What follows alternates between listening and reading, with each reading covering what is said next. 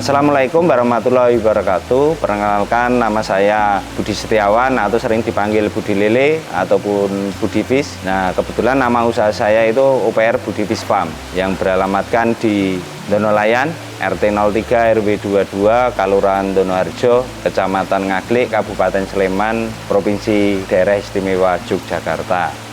Usaha awal kami sebenarnya waktu itu pembenihan lele, lalu kami bergerak ke pemasaran benih, terutama untuk konsumen di luar Jawa, jadi via port to port, via bandara, lalu ada yang penjualan secara lokal. Kami juga ada pembenihan, ada pembesaran, dan ada pembuatan pakan mandiri, terutama untuk ikan lele, patin, nila, dan bawal. Di tempat kami, kapan toh kami merintis usaha itu? Usaha itu sebenarnya dari SMA memanfaatkan pekarangan karena saya melihat di Bantul itu kan banyak pekarangan kok ada kolam-kolamnya. Nah, saya tertarik di situ. Akhirnya kami belajar di sana, lalu kita kembangkan di rumah. Salah satunya dulu yang mengajari saya itu om saya. Kebetulan di Bantul rumahnya, lalu kami belajar ke sana. Dan dia salah satunya suhu saya sampai sekarang. Jadi kalau ada apa-apa pasti saya tanya. Nah, dari situ kami manfaatkan pekarangan dari 2 sampai 5 kolam, akhirnya berkembang sampai sekarang.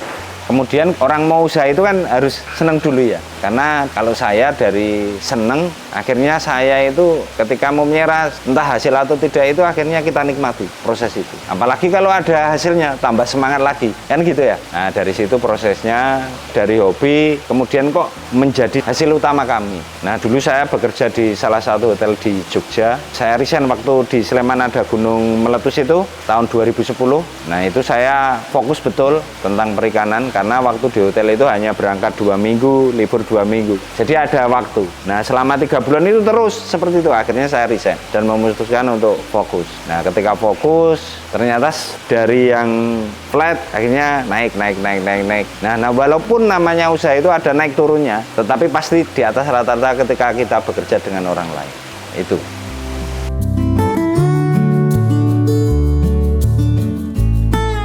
Kalau populasi, karena yang di Maron itu kan kolamnya ada yang safety, ada yang belum safety ya. Karena di Maron itu sekarang akhirnya untuk BUMDes itu saya fokuskan untuk pembenihan, lalu di tempat kami hanya pembesaran. Dan rencana ke depan itu menghasilkan larva. Jadi jual larva nila. Untuk populasinya induk di sana baru kami tebar sekitar 4.000 sampai 5.000 induk ikan nila. Lalu kalau yang di rumah ini, karena kami juga melayani pembeli lokalan, tidak hanya ke luar daerah. Nah, kebetulan tambahan kami itu kan mengirim benih ke luar Jawa ya. Nah, di situ dulu yang paling tren itu lele. Akhirnya kami dari lele berkembang nila, berkembang patin, gurame, bawal. Nah, itu. Kalau secara populasi kami mengikuti pasar sih sebenarnya. Untuk pembesaran lele ya sekitar 20.000 per bulannya. Lalu kalau untuk patin itu populasinya sekitar 5.000 sampai 10.000 ekor. Untuk nila ya paling tidak sekitar 400 kilo nila remaja yang kami tebar untuk kami besarkan. Lainnya kami jual lokal.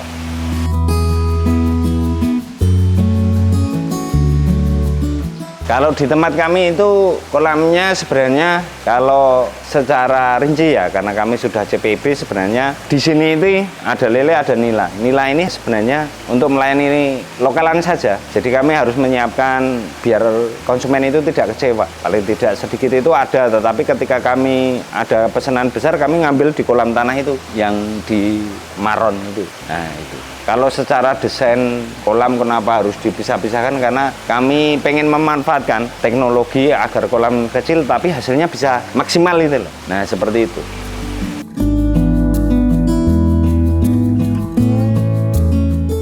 Untuk pakan ya, pakan untuk ikan ini kami tidak ada pakan limbah, tetapi kami pakannya pakan pabrik sama pakan bikinan sendiri. Jadi kami bikin pakan sendiri ini sebenarnya karena dalam budidaya itu kan kebutuhan yang paling besar itu kan pakan ya. Selain nanti benih ataupun tenaga operasional, tetapi yang memakan paling banyak itu biasanya pakan. Makanya salah satunya untuk menekan biaya kami bikin pakan mandiri. Lalu untuk perawatan harian sebenarnya lebih cenderung tetap dimonitor ya, apakah ada gejala penyakit atau tidak. Nah, lalu ada amoniaknya atau tidak, amoniaknya banyak atau tidak. Karena nanti indikasinya biasanya dari ikan pada di atas, lalu pada kumpul, lalu bau airnya itu menyengat. Nah, itu kan harus dikuras. Nah, perlakuannya sebenarnya seperti itu. Lalu ada catatan Mas, kalau ada hujan siang ataupun hujan malam ya, terutama hujan ketika kita ingin memberi pakan. Kebetulan jatahnya pas ngasih makan. Kalau hujan ya tidak kami beri makan. Jadi biasanya kami tunggu dari hujan reda itu 3 jam sampai 4 jam baru kita kasih makan. Tapi kalau malam biasanya tidak kami kasih makan. Lalu ngasih makannya nanti pagi dimaksimalkan. Tetapi kalau pagi kebetulan juga hujan, ya harus nunggu terang itu tadi. Antara 3 sampai 4 jam dari hujan itu reda.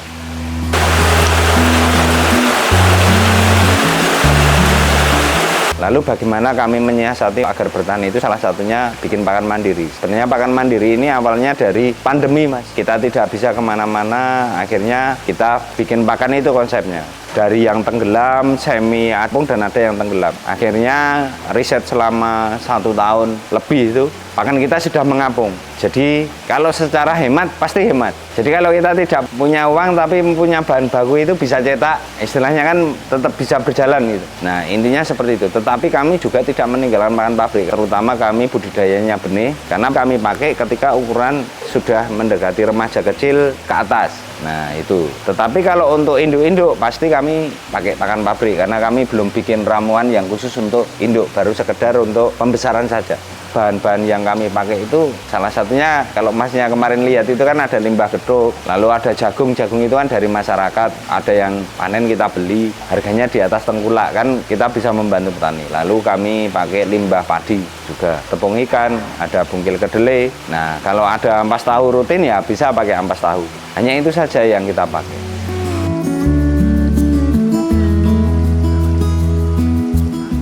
Sebenarnya kami pemasarannya kalau dulu awalnya itu dari relasi aja, dari teman-teman, lalu teman-temannya bapak saya, akhirnya dari mulut ke mulut. Karena dulu waktu mengawal itu teknologinya kan tidak segencar sekarang. Nah sekarang kita pakai web, pakai TikTok, pakai Instagram, lalu pakai Facebook. Apa yang ada di media sosial kita pakai, itu cara pemasarannya.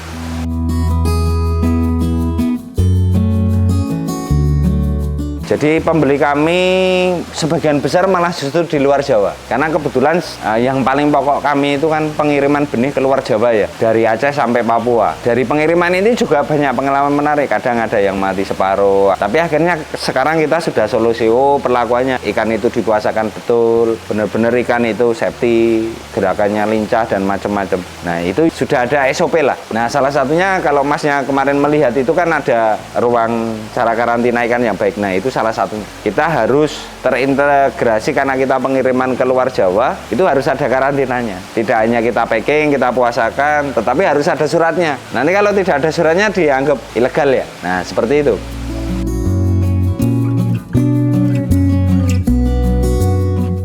Jadi kalau permintaan yang paling banyak itu dari tahun-tahun itu bergeser. Dari awal saya dulu merintis itu lele, lalu pergerakan ke bawal, lalu geser lagi Mas, ada patin, kemudian merambah lagi ada gurame. Nah sekarang kalau di tempat kami yang istilahnya permintaan paling banyak itu larva nila Mas, baik merah maupun hitam. Itu keluar Jawa itu banyak, paling tidak saya antara 2 juta sampai 3 juta. Tetapi di waktu pandemi itu saya sebulan hampir 8 sampai 10 juta larva nila sampai sekarang. Jadi kami sudah mempunyai pelanggan-pelanggan istilahnya rutin, setiap bulan itu pasti ngambil larva nila. Nah sekarang itu ya kita kisaran sekitar 2 jutaan itu paling sedikit, 2 juta ekor. Nah kalau 8 rupiah kan tinggal kalikan saja, atau 12 rupiah.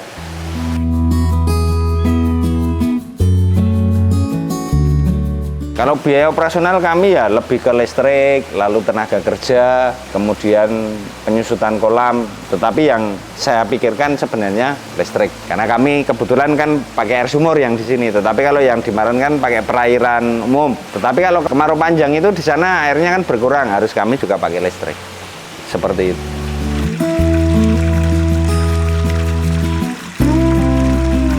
Makanya gini Mas, budaya pakai sumur itu bisa. Sekarang kan banyak teknologi toh, apalagi umpamanya ikan ini butuh oksigen tinggi tuh, kayak nila. Nah, itu kan bisa pakai sistem ras atau pakai kincir dengan air yang terbatas tanpa perlu diganti air. Kalau ras itu kan hanya diputer, kemudian disaring, dimasukkan lagi, kan gitu. Tetapi kalau pakai kincir kan pakai airnya itu yang penting tidak rob, ya sudah, berarti kan bisa. Di Budivis Farm ini kan juga bekerja sama dengan salah satunya instansi dunia pendidikan. Nah, kami itu kan ada kerjasama, salah satunya penelitian-penelitian itu termasuk pakan. Lalu kami tahun ini berencana bagaimana teknologi budidaya itu bisa pakai smartphone. Jadi tidak harus ngasih makan itu kita datang ke sini. Lalu bisa diambil datanya. Datanya itu nanti ada suhu, ada DO, oksigen dalam air itu, ada pH, lalu ada amonia. Nah, seperti itu. Nanti tinggal kita nimbang aja. Karena setiap 7 sampai 10 hari itu kan ikan makanannya harus tambah karena beratnya naik. Nah, itu.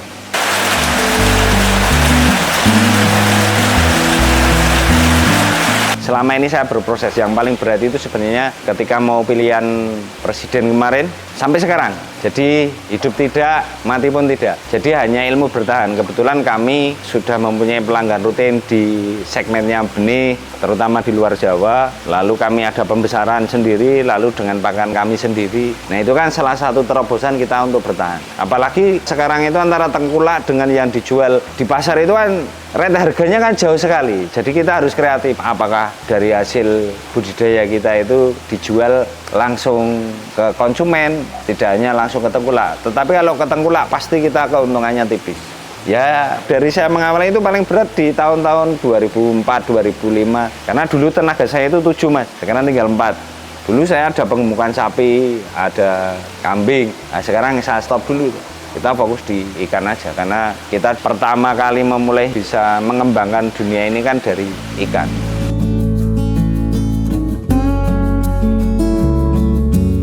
Ya, cara bertahannya kalau saya salah satunya harus banyak mijakan sendiri, lalu dibesarkan sendiri. Ini kan salah satu dunia pembibitan ini kan mengurangi kos beli benih, lalu pakan. Nah, kita juga mengurangi kos di pakan ini. Kalau pertumbuhannya maksimal ya berproses itu.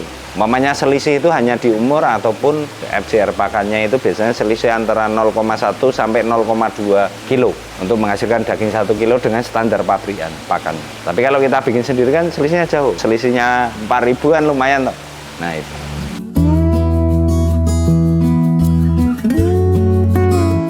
Untuk induk kami pasti bersertifikat ya. Jadi asal-usulnya jelas. Kami mendapatkan induk itu pasti kita harus mempunyai lisensi, salah satunya dari pemerintah ataupun dari perusahaan swasta. Pasti itu mempunyai kayak surat keterangan induk. Nah, kami mendapatkan salah satunya kalau di Sleman ini yang tidak jauh di BBAT Wonocatur. Nah, kami ngambil di sana biasanya induk lele, induk nila, dan ikan mas itu ada di sana. Nah, lalu ada macam-macam variasi, terutama lele. Kalau nila saya hanya dari BBI Muntilan sama dari Wonocatur. Nah, masanya berapa induk itu ketika untuk dikembangkan? Jadi induk itu ada masa kadaluarsanya. Kadaluarsanya kurang lebihnya 2 tahun. Jadi harus diapkir. Jadi kita sebelum diapkir harus menyiapkan ini biar nanti tidak terganggu siklus manajemennya. Karena belum tentu ketika induk kita beli langsung bisa. Harus kita rawat dulu. Antara 2 sampai 3 bulan kita rawat, baru biasanya mulai mijah. Nanti pijahan pertama biasanya belum baik, baru pijahan ketiga itu yang paling baik. Nah, nanti semakin tua, nah itu tadi nanti ada penurunan gen. Makanya harus ganti induk seperti itu. Lalu ketika masa pertumbuhan benih itu antara 1 sampai 2 bulan. Nah, dari 2 bulan setelah benih ini nanti kita pelihara antara 2 sampai 3 bulan. Jadi kurang lebih kalau dari menetas bertelur itu ya 5 bulan 6 bulan.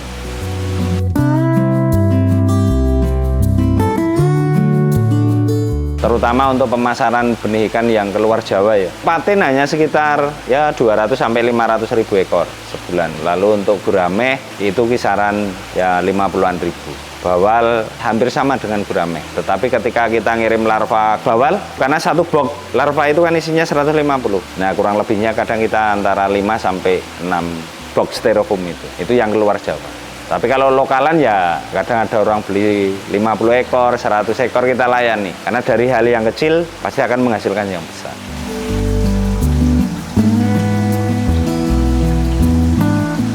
Ketika ingin budidaya ikan itu salah satunya harus mau berproses. Tidak mungkin namanya usaha itu langsung untung. Jadi kalau kita mau mengikuti proses, lalu ada permasalahan apa, harus kita cari permasalahannya. Karena apa? Dari permasalahan itu pasti akan menimbulkan hal-hal yang tidak terduga. Makanya jangan sekali ketika kita mencoba untuk usaha terutama di perikanan, jangan gonta-ganti. Karena apa? Kita hidup itu dengan alam. Jadi kita harus mengikuti alam dan harus belajar teknologi. Pasti jenengan bisa sukses.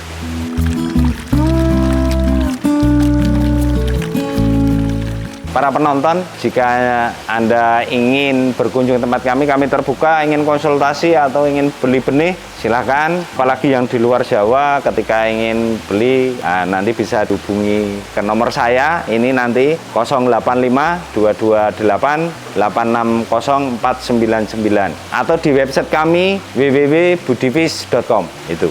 Terima kasih. Dadah. Assalamualaikum warahmatullahi wabarakatuh.